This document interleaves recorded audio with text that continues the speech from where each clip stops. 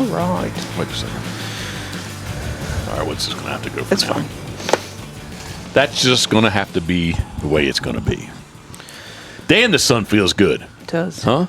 Beautiful day. Give it a couple more minutes. We're going to be lit up, and it's going to feel good. Is it not? Mm-hmm. Oh, salute, love. Cheers. Boom. Semi-productive day. I think so. Decoys. So semi-productive. What, it was 34 degrees this morning. The Tuesday training group.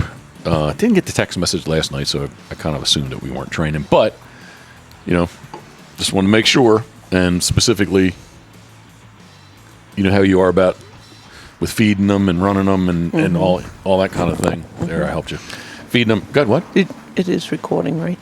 Love, please. Thank you. Please. Just Come on making now. sure. Come on now. Do I have to ask you? Yeah, but I'll have to get up and check. So you're not sure? Well, I pressed play. Okay. All right, well, I don't know. Play is exactly the... Record. Okay, I was going to say, play, I don't really think Record. satisfies that need. No. Now you got me off track. It was 34 degrees this morning. Monday was canceled just because it was still raining from that storm. Oh, look at that cardinal. I keep saying Pretty. It is.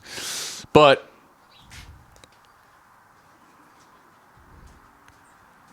that was a bit too long of a pause. It was. Sorry. I'm trying to dial myself back in. Yes, so productivity. It was a productive morning because I went out and I got more carving done. Mm-hmm. Specifically, I can't say the patterns. The body pattern's a little bit different. The heads are not from the Pete. What am I talking about? I'm talking about Barrow's Goldeneye. And specifically the ones we made to take to PEI with us last December. Mm-hmm. This past December. But I tweaked the bodies a little bit, but more of kind of played with the shelf where the head sits onto the body and kind of gave it a little angled and kind of, they got a little bit of attitude. Not all of them, but a couple of them have some, I think they all have attitude, but a couple of them have even more attitude. So it was a productive morning out there. I'm setting myself up for some, I can't say marathon painting, but definitely I need to start after the branded, seal them up, get the bottoms painted, and I'm gonna have to obviously put time into painting them. So that said, we still have definitely one, if not two, King Eider that are available. Mm-hmm.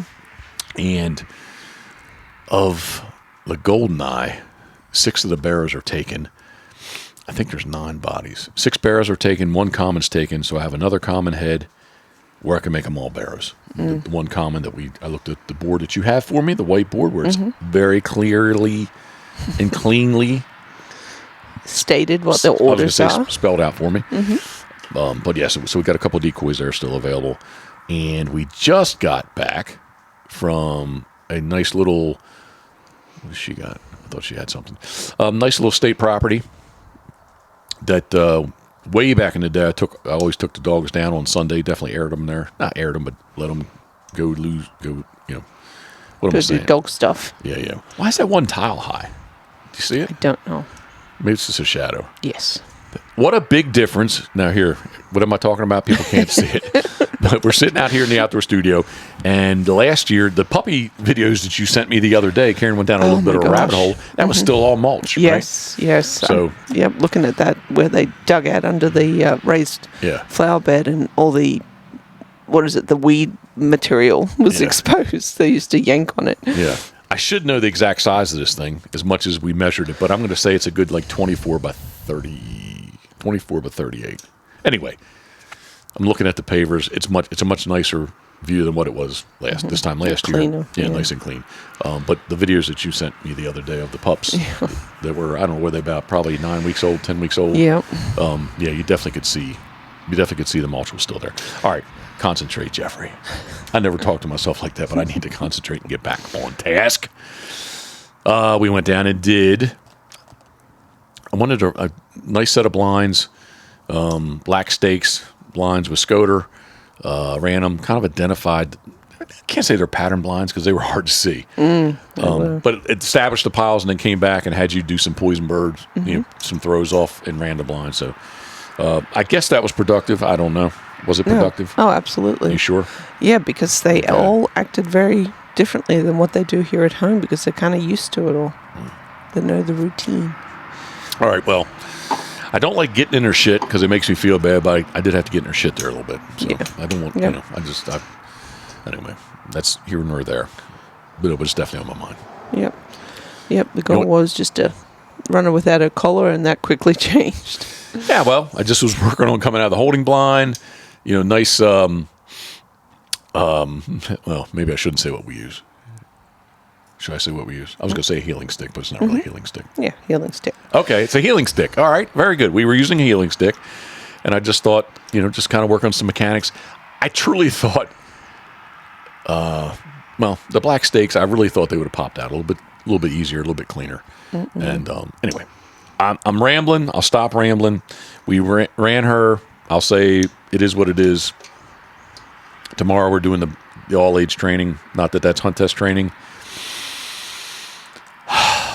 Tomorrow's Wednesday. Thursday, hopefully I get an invite, or they're a man down, so I can go and train with another group, kind of on their what would their waiting list be called?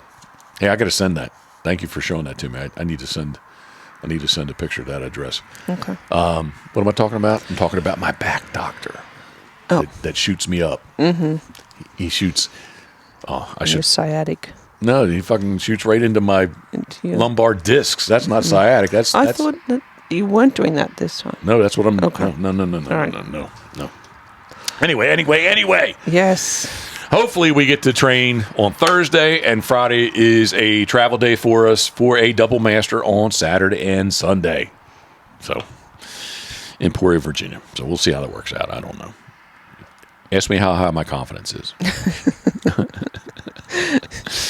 Ask me how high my confidence is. No, you're not going to ask me. Okay, that's fine. All right. No, I got it. You can just answer it because you've already asked yourself. Well, I laid in bed this morning, and I need to Google or something. I need to find I got to figure out how do you. Yes, obviously it's easy to say, hey, I have a positive attitude, but I really need to. I need some psychos. Damn, what was the book called? Back in the day, playing football in high school. Psychosomatics, psycho something. Anyway, I may need some psycho adjustment. So, okay. All right. You just need to take a breath because at that point it is what it is. There's not worth studying the night before the test because it's already done at that point. So. Well, camping at Sherall though, I did say midday, like it was like 1:30. I was like, man, maybe I should have a little Crown Royal. No. I think it would have helped me. Actually, I really do. No. Sad state of affairs, if that's what it's coming to. I'm really feeling my back right now. Well, I don't know. I've never taken a Valium, so I don't know. You're definitely not going to start now. Well, I've definitely drank Crown Royal or anything quite like that. Anything that would be similar to. There we go. Here's the sun coming back. All right, where am I going with this? So then we broke out back to the pile, a new location ran MASH first. She's doing really well. She is. Yep, she's doing really well. She does not necessarily get the right hand backs and the left hand backs. If I identify the pile, or not identify the pile, but if I toss one back, obviously she looks that way. Mm-hmm. Now today I didn't have her on a rope, which I should have. We had the rope, but I didn't have it on her, and she actually sat there and was like quote steady. And then Elmer T to my right, he's doing really well. Yeah, he gets it. He's got the casting down. He's got it down good. Yeah. Mash stops much better coming back from the pile. We have not stopped him going away or going to the pile, going away from us and or to the pile. To stop them lots coming back to us, coming back from the pile. Mm-hmm. That hopefully they understand what that whistle means. And where I'm really trying to go with this is we did not run the Proof Man. No. And why did we not run the Proof Man? Proofy's on a sabbatical. So he is taking a little break from retrieving, per se, right now. So we had said in the last podcast that a couple people had recommended to us maybe to at least read the book by Randy Bone. It's Not the Dog's Fault. So got it, took a read, and we have Proofy in the program. I'm going to stop you. Don't let me sway you, or don't let me change. Here, go. Good, buddy. Use your back leg. Come on, go. Use your back leg. There he goes. There, now he's up on the, just like our seats. Elmer T's up in the seat. He has to. I put my hand on the back of his head, and he once he gets his back foot on the foot, then he's good to go. Yeah. All right. Chair swivel. Yes. So, the book. It's not the dog's fault. I listened to the podcast. I don't know. Well over a year ago, I guess, on Bob Owens' Lone Duck podcast. No, Lone Duck Gun Chronicle. Anyway, Lone Duck. And I remember listening to it. Randy and Mindy Bone, back in the days of the Coot Dog. I was around them quite a bit. The one year, I can't remember her friend's name, but Mindy and her friend came down. When you do the traveling thing, head down south, lodging and places to stay are always kind of not a juggling act, but a little bit of a juggling act. I happened to be there by myself at the time, and the cabin, and they actually cleaned it. They stayed and they cleaned the cabin up really nice for us. So anyway, I won't say that I know him very well, but back in the day, I definitely knew him enough that she and her friend stayed at the cabin there. And they did have a dog, Ramen Hot Chili, the chili dog. I think they were in the Open. They 3 years in a row they were finalists. And the chili dog was very loud. Well, loud. Very vocal. I don't know how loud, but vocal. And they seemed to think that I don't know if it's the first or second year they ran the national, that was the difference of her winning and not winning. But all that said, Rhett Riddle, shout out, Bay Creek Kennels. He had a great weekend. Yeah, it did. HRC. Oh my gosh. HRC in Kentucky, maybe.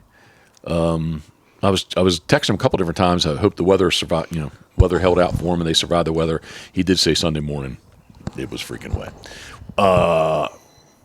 So I don't think we got the full brunt of that front, but Sunday night from like 11 o'clock, 11 p.m. midnight to about 8 a.m. we got 3.5 inches here. Yeah, gosh. So it was a lot of rain. It poured. But anyway, Rhett Riddle. We trained with him. I lose track now. 2 weeks ago, I guess. Anyway, Yeah, whatever. roughly. Yeah, 10 days ago, whenever it was, we trained. Oh, look at the Scoter dog's looking good there. She's out on the new pavers. We trained with him, and basically, thank you, Rhett, for letting us train with you. We appreciate it very much. I don't think he listens to the podcast, but if he does, Rhett, thank you very much. And because you were running Junior, you ran everybody else. I ran Scoter, and you ran everybody else just to get your reps in with them. Mm-hmm. And he quickly found out that the proof man he's a handful. Yeah. And while you were doing some of this, Rhett and I are talking, and he's like, hey, man, did you hear about that book that Randy wrote? I said, I did. And we kind of talked about it a little bit, and I don't know if he has it, or somebody must have shown him some of it, because he was talking about some of the things. I don't know if are there diagrams in there? At the back, yeah. Okay.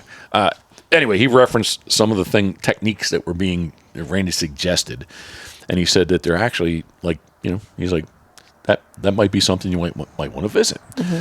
So in amongst all that downtime with you, I said, hey, there's this book.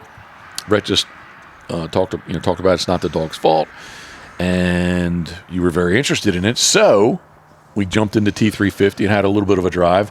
I went back and found Bob Owens' podcast, and I think by the time we got back to the camper, you basically were about halfway through. Mm-hmm. So I just wanted to set it up that you then did put in your Amazon cart, our Amazon cart, mm-hmm. Prime, yep, the book.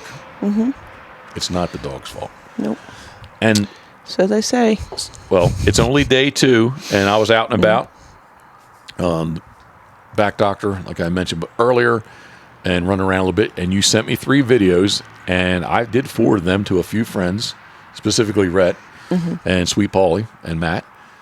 And I said, wow. I said, now it is only day 2. Mm-hmm. I said, but if you've been around proof, whatever you're doing, first of all, good for you. We will see. Good on you, mm-hmm. because wow, he's a different dog. Now, I said now twice. When we were down there training, we got him out. He was pretty much an asshole. Yeah. But we did not train him. We did not train him. Nope. But that's what proof. That's proof, right? Yes. But the videos that you sent me, specifically the one today, like holy moly, man! Like he's sitting there like a model citizen. Yeah. Okay. Day one I didn't video. Wish I had, but he was maybe slightly better today. He moved maybe one less time than what he did on day one. But yeah, I guess I can only really contribute it to my mindset because I can't believe that he's learned anything in 2 days. No. So yeah, I guess my mindset has taken a little readjustment and definitely, making sure we're holding him accountable and not letting him get away with any of proofy BS. I was just going to say you're holding him to maybe a higher standard. Yeah, for sure, for sure. But definitely, he's on a pinch collar, yes, but he's almost a pleasure to walk out there, which I don't know what's changed. But anyway, we will see how it goes. I don't know, the proof is going to be in the pudding at the end. But you read the book, I did not. Yeah, quick read. It took me not even an hour to read. Yeah, well, an hour would probably take me a week. It's big print and lots of pictures. Well, I'm dyslexic. It takes me a while to read that kind of stuff. One side note to this, it evidently was printed right in Middletown, Delaware. So it's right up the road from us, just to the north. But so what is the? I guess it really. I'll slow down. In amongst some talking in South Carolina with different people, I guess it really just comes down to it's just obedience. Is really what this is. It's really all about, right? Yeah. Okay. Yeah, that's what.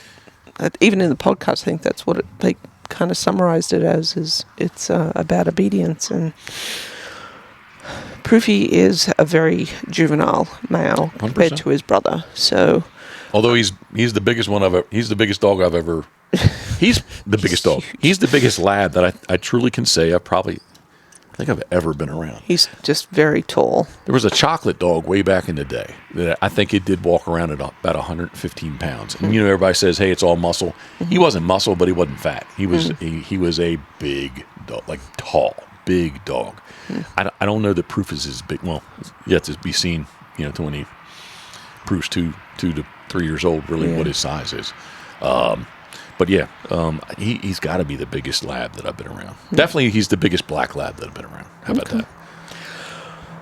Well, I am going to try to video each day as we go here. But again, it's, both times he's been great. But then this afternoon, and again, we didn't throw any bumpers for him. Yes, he picked up a bumper, and I allowed him to run around with it just to exercise a little bit. There was no pressure. I didn't want to elicit any barking, but we wanted to get some pictures with their ribbons. Yeah.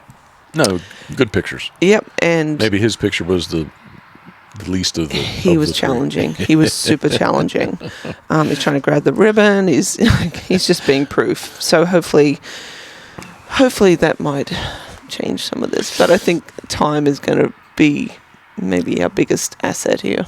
Well, I've said this to you 3 times a day. We are not on any fast-paced schedule with him. With really all 3 pups, right?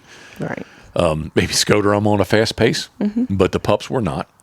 So I think that and this is the uneducated dog trainer, but just some maturity, specifically for him, because I would say he is the most immature out of all 3. Yeah, right? Absolutely. But that sometimes some maturity is going to help him. But man, I'm proud of you. Keep doing what you're doing. I guess I said we got home. It's like, hey, let's talk about this real quick, because it was your idea of like maybe you want to do like a vlog, kind of thing, right? Yeah. And you didn't do any video yesterday, which is fine, day 1. But now today was day 2, day 3. You do your thing, and let's give me the video. You can do what you want with the video, but make sure I get the video. Sure. And let's just kind of tell the story of his story, and maybe somewhere along the way. Again, I haven't talked to Randy in years, but I'm guessing if I reached out to him, it would not be that hard to get him to come in. We could actually, if months down the road, if there's this huge change in him. You know, probably we owe him obviously we bought his book, but maybe we owe him a thank you. Yeah. But we're going to title it, it's not the dog's fault, but we're going to call it It's Not Proofy's Fault. Give me here. For those who are watching on, let's see, is this, there we go. For those who are watching, there's the shadow. So for those who are watching on YouTube and or Rumble, right there is the cover. It's not the dog's fault, but you sent me the text today and you said it's not Proofy's fault. Nope. But it's about $25 on Amazon. Yeah. I don't know. We'll see. Like I said to Jeff, we don't have any bright ideas on how to help him or help ourselves help him at this point. So this is going to be a good starting, at least a self-awareness is what I feel. Well, you even came back and said, wow, like, it's only 2 days, right? But you're like, that you felt good about this, that maybe do a slight rewind and make Mash and Elmer T do it. Yeah. We'll see. At least, have them sit in the middle of the blind, like just little things that the author of the book, Randy, had pointed out that, this is where you sit and you do not move. So. And I said it in the last podcast, too, that maybe, I don't know, beginner's luck, first dog, whatever. Richard Barnes used to always say, like, your first dog, that's your dog. That's the best dog you'll have. But you're the worst. Like, you don't know what you should know, and that was your best dog. And every other dog from there, you're going to hold it to that standard or to that level of what it did. And like, you're not going to have the same amount of dog. You're going to be the better trainer. You're going to have more experience. But, the first dog was your dog. And, like, I as a disservice, I'm stuttering. Like, for the hunt test stuff with Coot, I don't know. She hunted a lot. Not to go down a little rabbit hole, but I did not. I hunted her an entire. In September, she was 6 months old. Took her in September goose hunting, which was maybe a bad idea. Definitely, I think I've told the story before. The September teal hunt was definitely horrible. In the old 17 TDB, the C class, she got herself down in behind the gas tank and the transom, and I was like, oh my god, I broke this dog, And then come sea duck hunting in October, Look at Duke, man. What is all that stuff coming out of his mouth? Anyway, my point is she retrieved a tremendous... Once we got to sea duck hunting, she was in a good groove. She retrieved a tremendous amount of birds. I did not force fetch her until the following March. Look, they're licking the stuff out of his mouth. Mm-hmm. I did not force fetch her. She was roughly 13 months old. And by 26 months old, she was a master hunter. So how I did that... I don't know. I guess I was just lucky. Whatever. Good dog. I guess, but that's where am I going with all this? And I got her qualified old age. Took me a little while, 4.5 years. She was qualified old age. Where am I going with this? We just trained every day. We didn't do drills. We didn't do all this. I never put her in a hold. The only holding blind I ever put her in is when we trained that day, right? I didn't go home and say, all right, Coot, kennel, get in the holding blind. I didn't. And she was a freaking handful. Like she was not a pleasant dog. I don't think I've ever heard you say that about her. Oh, she was like the puppies. Okay. Like they don't want to sit in that thing, do they? Now they do. Well, but you know what I'm saying, right? Mm-hmm. Like she was like that. Wait, when I say she wasn't pleasant, I don't mean it to the fullest definition of the word unpleasant, but like it was work. Like I was like, okay, here I got to get her in these blinds. Here we go. She didn't, she's wanting to look around, wanting to look up, wanting to look under. Because we didn't do anything. We never did drills. The only drill I can halfway say that we did, obviously she got force fetched, and back to the pile. To me, back to the pile is kind of a drill, right? Mm-hmm, mm-hmm. Hey, don't anybody listen. Don't hold me exactly to the definition of what a drill is. But to me, I said it to you today. It's not about them. It's about doing the mechanics of what back to the pile, right? Because we did it in a new place. You're like, oh, we did it in a new place. And, well, there's a pile of bumpers that they run to every day, so it really doesn't matter where we're at. Yeah, they but just guess what? Well, the first day, our first time, yes, they wanted to look. We were up on a hill, flat. We were up on the flat, but everything to my right, to my left of the line, of my left. Yeah, I said it right. Mm-hmm. What are they doing? was it fell off to a road and then a field that we've trained in before, and I think they really thought they're going to get marks. They sat there like looking at the field, like what am I looking at? I was like, no, there's over here the bump, the white stake, blah blah blah. So anyway, somebody's going to puke. Yep, he already puked once. Okay, going for round 2. all right. Reel me back in. It's drills. So with Coot, about the only thing we really did was, some obedience, force fetched her back to the pile, and then it was on. Let's go train. Like we ran marks and blinds. That's what we did every day. We just didn't do, pattern blinds. Then we went and did pattern blinds. And then as soon as got through that she could run a cold blind, we ran marks, and we did cold blinds every day. So I do feel like possibly, it coulda, shoulda, woulda, and if I knew today what I knew now, but that's obviously a different lifetime. But maybe I would have had a couple all age points with her. I did run her. Today what you knew then. Yeah, whatever. You know what I'm trying to say. Yes. I never ran open, but in amateurs, I never got to run the marks. So she was. I got her through some, but I couldn't get her to the end. And anyway. But where am I going with this is times change. Hopefully we evolve. Hopefully we learn. And yes, 100% definitely we do in 22 years later, 20, was it 25 years? Whatever, 20 plus years later, things have changed. And I just kind of say, what if a little bit. I sat there carving this morning and I just think about hunt tests and that kind of stuff. When the Master National was in Cambridge, Dorchester County, like what a fool I was not to try to get her qualified, and run it there with her with Kudos, who I'm talking about. So anyway, all right, love. Have I rambled enough? Yep. What are we doing for dinner? Mexican. All right. Thank you for listening and watching. This is the Pitboss Podcast, brought to you by our very good friends at Molly's Place Sporting Goods. Fuel your adventure at mymollys.com. MYMOLLYS.com. Up next, our very good friends at Crabs to Go. Crabs2go.com, easily found on Route 50 and Route 589 in Berlin, Maryland. We used them this afternoon in the T350. Gunner.com, man's best kennel. Gunner Kennels. We appreciate everyone at Gunner Kennels. Gunner.com. Thank you very much. I did look at the world's largest duck boat today. Steve Hoover, New Philadelphia, Ohio. Duckwaterboats.com. Punishing the docks and rocks. I was thinking about their upcoming hunt, which I think it's in November this year. Who am I referring to? You can't read my mind. I'm referring to everybody at Duck Blind Bistro. DuckBlindBistro.com. It is the ultimate outdoor oven. Up next, I did listen in the carving room today. As a matter of fact, when you came in, I just said, hey, hit the power. Because I have gloves on and whatnot. Okay. But yes, it is the ultimate. That's my tagline. They like live loud.